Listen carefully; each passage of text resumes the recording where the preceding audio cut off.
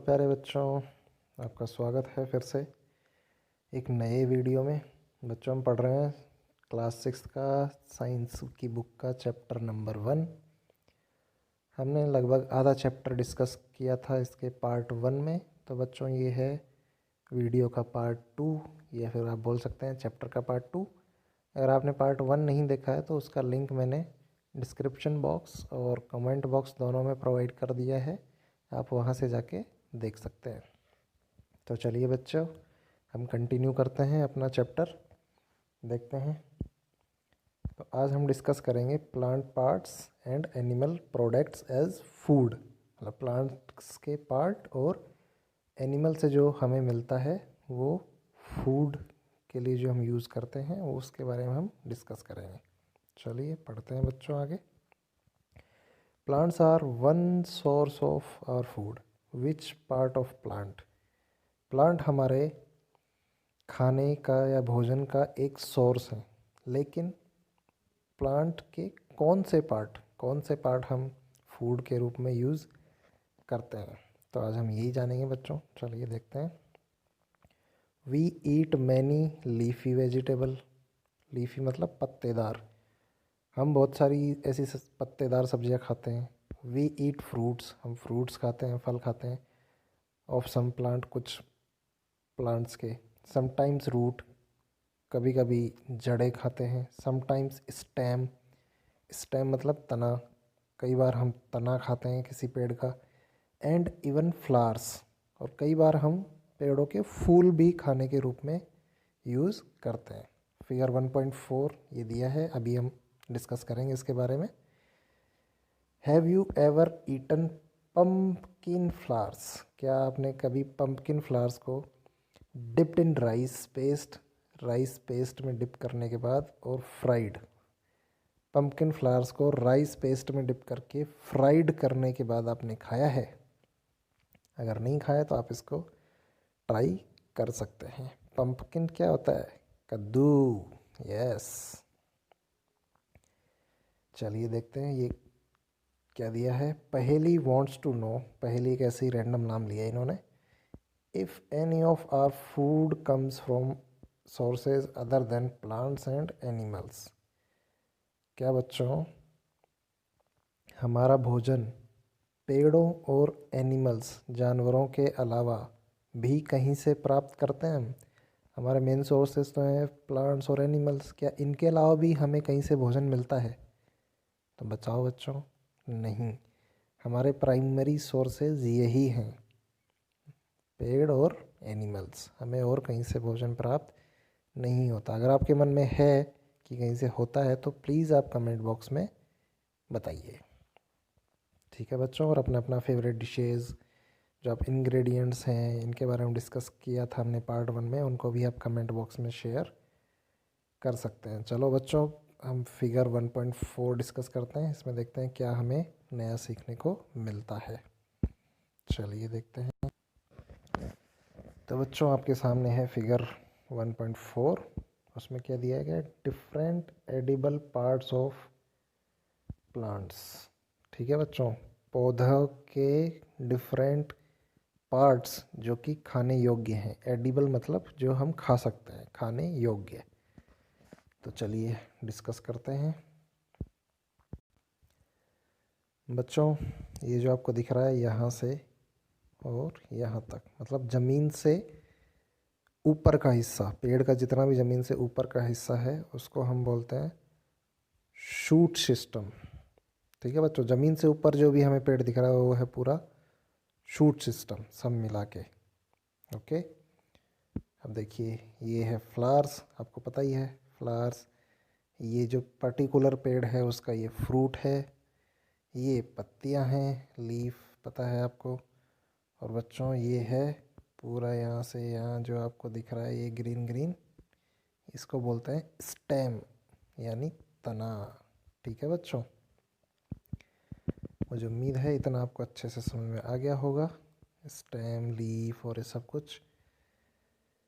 चलिए अब थोड़ा सा और इसमें अंदर घुसते हैं और जानकारी लेते हैं। तो बच्चों ये है अगला है हमारा नोड। नोड किसको बोलते हैं?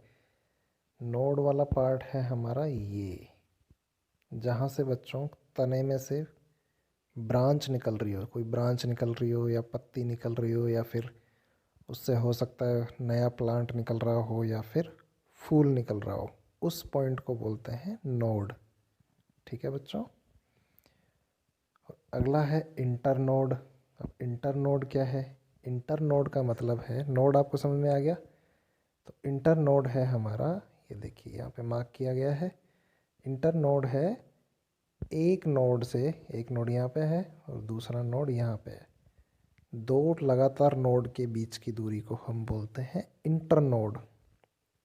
ठीक है बच्चों, एक नोड से दूसरे नोड के बीच की दूरी को हम बोलते हैं इंटरनोड। लेकिन ये दोनों नोड होने चाहिए लगातार, इनके बीच में कोई और नोड नहीं होना चाहिए। ठीक है बच्चों, यानी कि दो कंसेक्यूटिव नोड्स के बीच की दूरी को हम इंटरनोड बोलते हैं। अगला हमें देखना है बड। ये है हमारा बड। यहाँ पे बड है बच्चों जहाँ से हमारी कुछ ब्रांच या लीव निकल रही हो, वो ऐसा पॉइंट है जहाँ से कि वो पत्ती बन सकता है, फूल बन सकता है, या फिर नई ब्रांच बन सकता है, नया पेड़ बन सकता है। उस जिस चीज़ से ये सब बनते हैं, मान लो पत्ती बन रही है, तो जिस सेल से या जिस पार्ट से वो पत्ती बनी, उसको हम बोलते हैं बड। ठीक है बच्चों, मुझे उम्मीद है आपको क्लियर है अच्छे से। चलिए अब इसके दूसरे पार्ट को देखते हैं, नीचे वाले पार्ट को। तो ऊपर वाला पार्ट बच्चों हमने देखा, उसको क्या बोलते हैं? Shoot system. और ऐसे ही जो ज़मीन के नीचे पार्ट होता है उसको बोलते हैं हम रूट सिस्टम। तो ये तो सिंपल है, जो ज़मीन के नीचे है वो जड़ है, और नीचे वाले सार ज़मीन के नीचे जो भी है उसको हम बोलते हैं रूट सिस्टम, और ऊपर वाले को हम बोलते हैं शूट सिस्टम। ठीक है बच्चों, जड़ों के भी देखिए कई टाइप है, नीचे देखते हैं। ये जो हमारी मेन जड़ है जो जा रही है सीधी सीधी, ये वाली, इसको बोलते हैं प्राइमरी रूट। मतलब ये हमारी मेन रूट है। और जो उसकी बहुत सारी ब्रांचें निकल रही हैं दोनों तरफ, ये है हमारी सेकेंडरी रूट। ठीक है बच्चों, ये है हमारी सेकेंडरी रूट। तो मुझे उम्मीद है कि आपको ये बहुत अच्छे से समझ में आ गया होगा। अगर कोई भी डाउट है बच्चों तो आप वीडियो को फिर से पीछे करके देख सकते हैं। चलिए अभी हम आगे बढ़ते हैं, देखते हैं आगे हमें क्या बताया गया है।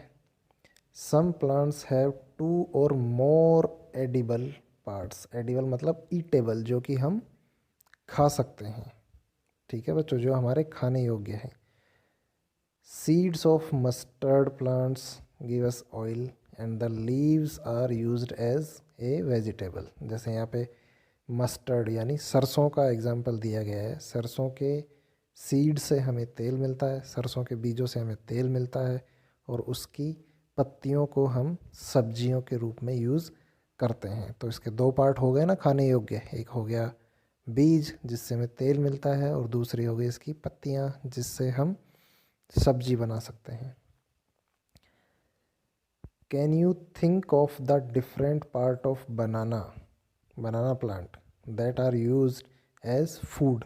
क्या आप सोच सकते हैं कि केले के पेड़ के कौन कौन से पार्ट हम यूज़ करते हैं? केला एक जो फल होता है, फल को हम खाते हैं फ्रूट के रूप में। और जो बच्चों केला आने से पहले जो उसका फ्लावर होता है, उसका जो फूल होता है, उसकी हम सब्जी भी बनाते हैं। उसके स्टेम की भी बहुत जगह सब्जी बनाई जाती है। और जो बनाना होते हैं फ्रूट, उनको सब्जी के रूप में भी यूज़ किया जाता है। ठीक है बच्चों, think of more examples where two और more parts of a single plant are used as food. तो आपको ऐसे ही और एग्जाम्पल्स देने हैं ऐसे प्लांट्स के जिनके दो या दो से ज़्यादा पार्ट खाने के लिए यूज़ किए जा सकते हो। जैसे बताओ बच्चों, मूली। मूली की क्या खाते हैं? स्टेम। मूली जड़ होती है, उसकी जड़ को हम खाते हैं, और उसकी जो पत्तियां हैं उसको हम सब्जी के रूप में यूज़ करते हैं। ऐसे ही गाजर है, ऐसे ही हम बोल सकते हैं लहसुन, प्याज है। तो और भी बच्चों आप सोच सकते हैं जिसके दो या दो से ज़्यादा पार्ट्स को हम खाने के लिए यूज़ करते हैं। चलिए बच्चों देखते हैं आगे क्या दिया है हमें टेबल में। आइए तो पहले टेबल दी है 1.4 प्लांट पार्ट्स एज फूड, मतलब प्लांट्स के कौन कौन से पार्ट हम फ्रूट के रूप में यूज़ करते हैं। जैसे यदि सबसे पहले वाले कॉलम में दिया है food item with plant as the major sources. ठीक है, ऐसा फूड आइटम जिसका मेन सोर्स मेजर सोर्स एक प्लांट है। दूसरा इंग्रेडिएंट या फिर उनके सोर्सेज। और तीसरा है, तीसरे कॉलम में हमें लिखना है plant part which give us the ingredient. Plant का कौन सा पार्ट, फ्रूट है, स्टेम है, फ्लावर है, उसका सीड है या उसकी रूट है, हमें कौन सा पार्ट से वो चीज़ हमें मिलती है। तो एक एग्जांपल दिया हमें ब्रिंजल करी यानी बैंगन की करी। उसमें क्या क्या होता है, बैंगन चाहिए, चिली एज स्पाइस, चिली यानी मिर्ची एक मसाले की तरह, और भी मसाले यूज़ होते हैं। ऑयल फ्रॉम ग्राउंड नट, अब कई लोग अलग अलग तेल यूज़ करते हैं, जैसे कोई ग्राउंड नट यानी मूंगफली का करता है, कोई मस्टर्ड यानी सरसों का करता है, कोई सोयाबीन का करता है, ये सब होते हैं। और एनी अदर कई और भी प्लांट्स के यूज़ करते हैं। तो ये हो गया हमारे इंग्रेडिएंट। अब ये इंग्रेडिएंट कौन कौन से पार्ट से हमें मिलता है, चलिए देखते हैं। जैसे ब्रिंजल है, बैंगन हमें क्या होता है, वही फ्रूट होता है क्योंकि पेड़ में फ्रूट की तरह ही आता है बैंगन। मिर्ची है, मिर्ची क्या होती है, मिर्ची भी फ्रूट होती है। और ये जो हम तेल यूज़ करते हैं, सरसों का हो, मूंगफली का हो, ये सब कहाँ से निकलता है, बीज से। अभी हमने ऊपर डिस्कस किया था। तो ऐसे ही बच्चों हमें और एग्जाम्पल लिखने हैं, और एग्जाम्पल ढूंढने हैं, और अपने घर में किसी की हेल्प से, अपने दोस्तों की हेल्प से इस टेबल में और 2-3 आइटम्स अपनी मन के लिखने हैं, ताकि आपको और पिक्चर क्लियर हो सके। ठीक है बच्चों, तो चलिए बच्चों आगे देखते हैं कि क्या इंटरेस्टिंग दिया गया है। यहाँ पे बच्चों एक हमें एक तरह से देख लीजिए कि इंस्ट्रक्शन दी गई है। देखते हैं, do not try to taste unknown plants around you to see if they are edible. अपने आसपास के किसी भी पौधों को जिनके बारे में आपको जानकारी नहीं है या आप नहीं जानते कि वो प्लांट्स क्या है, उनको ऐसे ही रैंडमली टेस्ट नहीं करना चाहिए। मतलब वो खाना नहीं चाहिए कि ये देखने के लिए कि वो खाने लायक ही है या नहीं है, क्योंकि some plants could be poisonous. कुछ पौधे ऐसे भी होते हैं, कुछ पेड़ ऐसे भी होते हैं जो पॉइजनस होते हैं। पॉइजनस मतलब जहरीले होते हैं। ठीक है बच्चों, ये एक तरह से इंस्ट्रक्शन है हमें, हमारी जानकारी के लिए, कि हमें भी ऐसे ही किसी रैंडम प्लांट को टेस्ट नहीं करना चाहिए, वो हमारे लिए ख़तरनाक भी हो सकता है। तो चलो बच्चों आगे बढ़ते हैं अपने चैप्टर में। अब बच्चों दी गई है हमें एक्टिविटी 4। चलिए पढ़ते हैं इसमें कि एक्टिविटी 4 में क्या करना है हमें। आगे बढ़ते हैं, चलो साथ साथ रीडिंग करते हैं। From all the food items you have listed in table 1.3। बच्चों हमने ऊपर एक टेबल बनाई थी जिसमें हमने फूड आइटम्स लिस्ट किए थे। Choose those items whose ingredients are obtain from plants. उनमें से हमें ऐसे फूड को सेलेक्ट करना है जिसके सारे इंग्रेडिएंट्स हमें प्लांट्स से मिलते हैं। ठीक है बच्चों, विच पार्ट ऑफ प्लांट, कौन से पार्ट से, identify these and list the food items and plant parts as shown in table 1.4। Table 1.4 भी हमने देखी है। तो ऐसे पहले तो ऐसे फूड चूज़ करने हैं हमें जो जिनके इंग्रेडिएंट्स हमें प्लांट से मिलते हैं। अब उनके इंग्रेडिएंट, डिफरेंट इंग्रेडिएंट्स प्लांट के कौन से पार्ट से मिलते हैं, वो हमें उनके सामने लिखना है। ये बच्चों हम कर चुके हैं ऊपर टेबल में। ठीक है बच्चों, उम्मीद है मुझे आपको ये अच्छे से क्लियर होगा। तो चलिए आगे बढ़ते हैं। अब है एक्टिविटी नंबर 5। चलिए देखते हैं एक्टिविटी नंबर 5 क्या कहती है। ये कहती है take some dry seeds of moong और चना। मूंग या फिर चने के हमें सूखे बीज लेने हैं। Put A small quantity of seeds in a container filled with water and leave this aside for a day. ये कह रहा है कि हमें कुछ मूंग के या फिर चने के सूखे दाने बीज लेने हैं या दाने लेने हैं, उनको एक पानी से भरे हुए कंटेनर में डालना है और उसको एक दिन के लिए ऐसे ही छोड़ देना है। अगले दिन next day drain the water completely, पानी को पूरा बहा दीजिए। And leave the seeds in the vessel, और जो बीज बचे हैं उनको उसी कंटेनर में यानी वेसल में छोड़ देना है। Wrap them with a piece of wet cloth, wrap मतलब लपेटना। उनको एक गीले कपड़े के टुकड़े में या गीले कपड़े में हमें लपेटना है। एंड सेट असाइड, और साइड में रख देना है। द फॉलोइंग डे मतलब अगले दिन, do you observe any changes in the seeds, क्या आप उन बीजों में कुछ चेंज आपने ऑब्जर्व किया? हाँ बच्चों, देखो आगे बताएगा ये कि क्या चेंज आता है बीजों में। चलिए आगे पढ़ते हैं।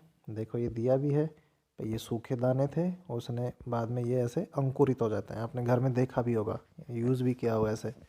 अगर नहीं देखा तो आप बच्चों ट्राई कीजिए, बहुत इंटरेस्टिंग है ये देखो दिया गया है figure 1.5, whole moong and its sprouts. ये पूरे मूंग के दाने हैं साबुत, और जब इनको हमने पानी में भिगोया, गीले कपड़े में लपेटा, तो ये ऐसे अंकुरित हो जाते हैं। उन्हीं को हम स्प्राउट बोलते हैं। स्प्राउट मतलब अंकुरित होना। चलिए आगे बढ़ते हैं। A small white structure may have grown out of the seed. अब ये कह रहा है कि एक छोटा सा सफ़ेद कुछ स्ट्रक्चर यानी कुछ पार्ट उसका हमें बाहर निकला हुआ दिखाई दिया होगा। इफ़ सो, यदि ऐसा है, द सीड्स हैव स्प्राउटेड, मतलब बीज थे जो वो अंकुरित हो गए हैं। स्प्राउटेड मतलब अंकुरित, स्प्राउट मतलब अंकुरित होना, और स्प्राउटेड मतलब अंकुरित हो गए हैं। फिगर 1.5 एंड 1.6, 1.5 हमने देख लिया, 1.6 आगे है, हम देखते हैं। इफ़ नॉट, यदि नहीं हुए हैं, तो wash the seeds in water, तो बीजों को फिर से पानी में धोइए। ड्रेन द वाटर, पानी को बहा दीजिए। And leave them aside for another day, और उन्हें एक दिन के लिए और ऐसे ही साइड में रख दीजिए। ठीक है बच्चों, चलिए आगे बढ़ते हैं। तो ये देखिए, ये है हमारा फिगर 1.6, ये रहा फिगर सूखे चने, और ये स्प्राउट यानी अंकुरित होने के बाद चने। ठीक है बच्चों, covered with a wet cloth, फिर से अगर नहीं हुए अंकुरित तो हमें उनको अलग से धो के फिर से उन्हें गीले कपड़े में रख के अगले दिन के लिए छोड़ देना। The next day C if seeds have sprouted, देखना है कि बीज अंकुरित हुए हैं या नहीं। After washing these sprouted seeds, जो अंकुरित हो चुके बीज उनको धोने के बाद, यू कैन ईट देम, आप उनको ऐसे ही खा सकते हैं directly. They can also be boiled, या तो आप उनको डायरेक्ट खा सकते हैं या आप उनको उबाल सकते हैं। Add some spices and get a tasty snack to eat, या तो आप उनको डायरेक्टली खा सकते हैं या बॉईल कर सकते हैं, या फिर उनमें कुछ मसाले मिला के आप एक अलग से टेस्टी स्नैक भी बना सकते हैं। इनका कैसे भी यूज़ किया जा सकता है। प्याज काट के डाल दिया, किसी ने नमकीन डाल के खा ली, किसी ने मसाले डाल के नमक मिर्ची डाल के खा ली, किसी ने डायरेक्टली खा लिया। आपने देखा भी होगा अपने घर में भी, या फिर हो सकता है आपने खुद ने भी ऐसे खाया हो। ये बहुत हेल्दी भी होता है और टेस्टी भी होता है, और आप ये ट्राई करके देखिए, आपको इंटरेस्टिंग भी लगेगा। चलिए आगे पढ़ते हैं बच्चों। तो आगे है हमारा, do you know where honey comes from, क्या आपको पता है कि शहद, हनी मतलब शहद, शहद कहाँ से आता है, और हाउ इट इज़ प्रोड्यूस्ड, और ये कैसे प्रोड्यूस यानी कैसे बनाया जाता है, कैसे उत्पाद होता है इसका। Have you seen A bee hive, क्या आपने कभी मधुमक्खी का छत्ता देखा है? बी हाइव मतलब मधुमक्खी का छत्ता, आपने ज़रूर देखा होगा ऐसा या ऐसा। अगर नहीं देखा है तो बच्चों देखिए, अपने आसपास थोड़ा ऑब्जर्व कीजिए, पेड़ों में आपको ज़रूर आपके आसपास ही दिखेगा। Bee hive where so many bees keep buzzing about, bee hive के आसपास, जहाँ जो छत्ते के आसपास बहुत सारी मधुमक्खियाँ भिनभिनाती रहती हैं। बजिंग अबाउट मतलब बजिंग मतलब भिनभिनाती रहती हैं यहाँ। आगे पढ़ते हैं। बीज कलेक्ट नेक्टर, नेक्टर क्या होता है? स्वीट जूस, मतलब फूलों से जो रस निकलता है, फ्रॉम फ्लावर्स। मधुमक्खियाँ होती हैं, आपने देखा होगा फूलों पे बैठी रहती है, वो वहाँ से क्या लेती हैं, उनमें जो रस होता है उनको बच्चों बोलते हैं नेक्टर। जो फूलों का रस होता है उसको बोलते हैं नेक्टर। वो उनको कलेक्ट करती हैं, कलेक्ट करने के बाद उसको वो कन्वर्ट इट इनटू हनी, वो उसको शहद में बदल देती हैं and store it in their hive, और वो इसको अपने छत्ते में स्टोर कर लेती हैं। ये फिगर 1.7 हम देख चुके हैं, इसमें मधुमक्खी नहीं है और इस पे ये मधुमक्खी बैठी हुई है छत्ते पे। Flowers and their nectar may be available only for a part of the year. फूल और उनका रस, क्योंकि फूल किसी एक पर्टिकुलर मौसम में ही होते हैं, हरदम तो होते नहीं हैं, तो अलग अलग फूल अलग अलग टाइम पे हो सकता है अवेलेबल हों। ठीक है बच्चों, आपको पता है फूल हमेशा नहीं रहते, अलग अलग टाइम पे अलग अलग फूल रहते हैं साल के किसी एक पर्टिकुलर टाइम के लिए। सो बीज store this nectar for their use all through the year. इसलिए मधुमक्खियों को पता होता है कि हमें साल भर वो रस नहीं मिलेगा, इसलिए वो इस फूलों के रस को, नेक्टर को, पूरे साल भर के लिए अपने छत्ते में स्टोर कर लेती हैं, यानी जमा कर लेती हैं। When we find such a beehive, we collect the food stored by the bees as honey. जब हमें ऐसा छत्ता मिलता है और उसमें से हम जब शहद निकालते हैं तो वो उनका एक तरह से खाना होता है, मधुमक्खियों का जो खाना होता है वही हम जो कलेक्ट करते हैं उसको ही हम शहद बोलते हैं। ठीक है बच्चों, आपको पता चला इंटरेस्टिंग चीज़। आगे चलिए आगे देखते हैं। आगे है बच्चों, what do animals eat. Animals क्या खाते हैं, तो आपने ऑब्ज़र्व किया होगा, अगर नहीं किया है तो बच्चों कीजिए अपने आसपास की चीज़ों को। चलिए पढ़ते हैं इसमें क्या दिया है। डू यू हैव कैटल और a pet that you take care of. क्या आपके घर में कोई कैटल है यानी पशु या मवेशी है, या फिर कोई पेट है, कोई पालतू जानवर है जिसकी आप देखभाल करते हो, यानी उसको खाना खिलाते हो, उसका पूरा शेड्यूल आप उसका अच्छे से ध्यान रखते हो। ए डॉग, कैट, बफेलो और ए गोट, कुछ भी हो सकता है, कुत्ता, बिल्ली, भैंस, बकरी। आप लोगों के कुछ लोगों के घर में ये होगी भी बच्चों। तो बच्चों चलिए आगे बढ़ते हैं। You will then surely be aware of the food the animal eats. तो अगर ऐसा है आपके घर में कोई पेट या पालतू मवेशी है तो आपको ज़रूर पता होगा कि वो क्या खाते हैं, पशु पक्षियाँ और पशु या जानवर क्या खाते हैं। वॉट अबाउट अदर एनिमल्स, इनके बारे में तो आपको पता है, लेकिन बाकी दूसरे एनिमल्स के बारे में क्या। Have you ever observed what A squirrel. Squirrel मतलब गिलहरी, फिगर 1.8 हमें दिया है। स्क्वायरल ईटिंग नट्स, एक स्क्वायरल है जो नट खा रही है। नट कुछ भी हो सकता है, ग्राउंड नट, मूंगफली हो सकती है, और कोई से भी नट हो सकता है। पीजन, पीजन क्या होता है, कबूतर। लिजर्ड, लिजर्ड क्या होती है, छिपकली। और ए स्मॉल इंसेक्ट, और एक छोटा सा कीट। May be eating as their food. क्या आपने कभी ऑब्जर्व किया है कि ये सब चीज़ें, गिलहरी, कबूतर, छिपकली या छोटे मोटे जो कीट होते हैं वो उनके भोजन में क्या खाते हैं। चलो बच्चों, इस वीडियो को हम यहीं रोकते हैं ताकि आप बोर ना हो, लंबा ना हो। अगले पार्ट में हम अपने चैप्टर को कंटिन्यू करेंगे, उसका लिंक मैं डिस्क्रिप्शन बॉक्स और कमेंट बॉक्स दोनों में डाल रहा हूँ, आप वहाँ से देख सकते हैं। तो चलिए बच्चों, मिलते हैं अगले पार्ट में, तब तक के लिए बाय बाय, अपना ध्यान रखिए, सी यू, थैंक यू।